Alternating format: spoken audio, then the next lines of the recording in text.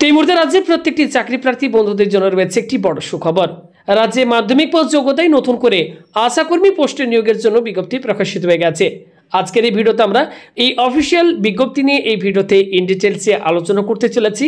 অর্থাৎ এই আশাকর্মী পদে কারা আবেদন করতে পারবেন, আবেদন কবে থেকে শুরু হচ্ছে এবং এর আবেদনের লাস্ট ডেট কী রয়েছে, ডিটেলসে জানতে ভিডিওটি আপনারা একটু না কেটে অবশ্যই সম্পূর্ণ দেখতে থাকুন।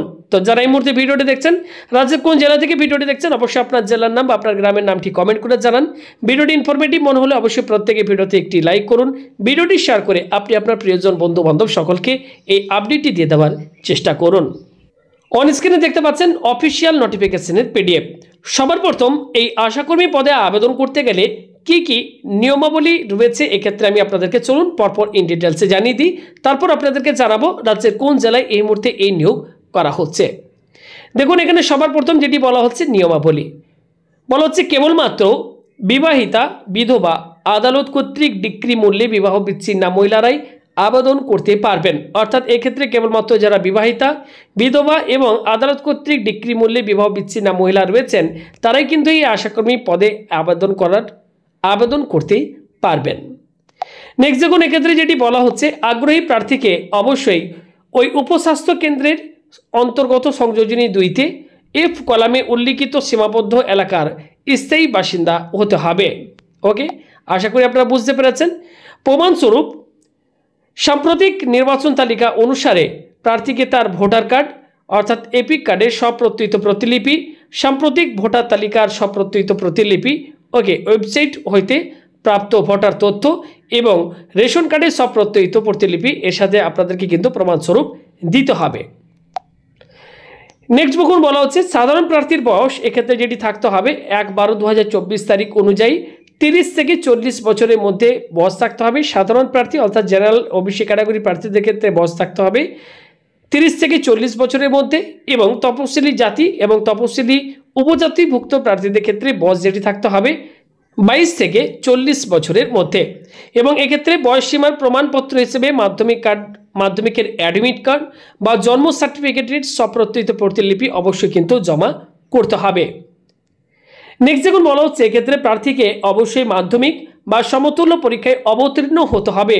মাধ্যমিক বা সমতুল্য পরীক্ষায় অনুত্তীর্ণ প্রার্থীরাও আবেদন করতে পারবেন। অর্থাৎ এক্ষেত্রে আপনি যদি মাধ্যমিক পরীক্ষা দিয়েছেন এবং যদি এক্ষেত্রে আপনি উত্তীর্ণ হয়ে থাকেন আবেদন করতে পারবেন। যদি এক্ষেত্রে আপনি অনুত্তীর্ণ প্রার্থী হয়ে থাকেন সেক্ষেত্রেও আপনি কিন্তু আবেদন করতে পারবেন। নেক্সট যখন বলা হচ্ছে এক্ষেত্রে গ্রেড 1, গ্রেড 2 স্বনির্ভর গোষ্ঠীর সদস্য, প্রশিক্ষণপ্রাপ্ত দায়ী এবং লিঙ্ক ওয়ার্কারগণ সংশ্লিষ্ট সরকারি বিভাগের শংসাপত্র দাখিল করলে এক্ষেত্রে কিন্তু অগ্রাধিকার বিবেচনায় যোগ্য হবেন। আশা করি এক্ষেত্রে কি কি নিয়মাবলীর কথা বলা হয়েছে আমি আপনাদেরকে জানিয়ে দিলাম। তো এই মুহূর্তে রাজ্যের কোন জেলায় এই মুহূর্তে নিয়োগটি করা হচ্ছে আসুন সেটি এবার আপনাদেরকে জানিয়ে দিই। দেখতে পাচ্ছেন এক্ষেত্রে বলা হচ্ছে government of West Bengal office of the sub divisional officer Suri সদর বীরভূম। অর্থাৎ বন্ধুরা এই মুহূর্তে রাজ্যের বীরভূম জেলায় নতুন করে আশাকর্মী পদে নিয়োগের জন্য বিজ্ঞপ্তি প্রকাশিত হয়েছে এবং সেই নোটিফিকেশনটি এই মুহূর্তে আপনারা অন স্ক্রিনে দেখতে পাচ্ছেন। অন স্ক্রিনে দেখতে পাচ্ছেন block wise vacant area for Asha 2024 under Suri sub division. সবার প্রথমে দেখুন এখানে বলা হচ্ছে name of the block Khoyrasol block. এই ব্লকের আন্ডারে দেখুন যে সমস্ত গ্রাম পঞ্চায়েতের অধীনে যে সমস্ত সাব সেন্টার নিয়োগ করা হচ্ছে দেখুন বলা হচ্ছে পাঁচড়া গ্রাম পঞ্চায়েতের আন্ডারে দেখুন সাব সেন্টার রয়েছে বাহাদুরপুর এবং গ্রামের নাম রয়েছে নবরসোল।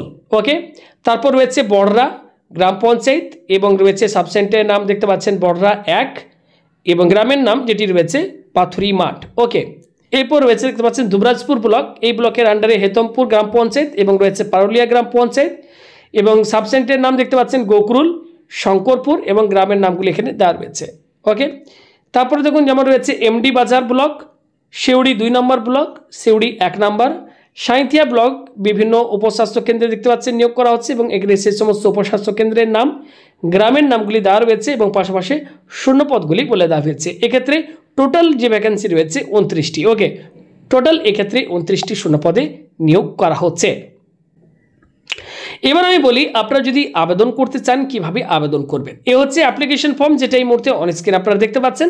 ডাউনলোড কিভাবে করবেন, আমাদের ভিডিওর নিচে ডেসক্রিপশন বক্সে হোয়াটসঅ্যাপ চ্যানেল রয়েছে আমাদের, অবশ্যই জয়েন হয়ে যাবেন।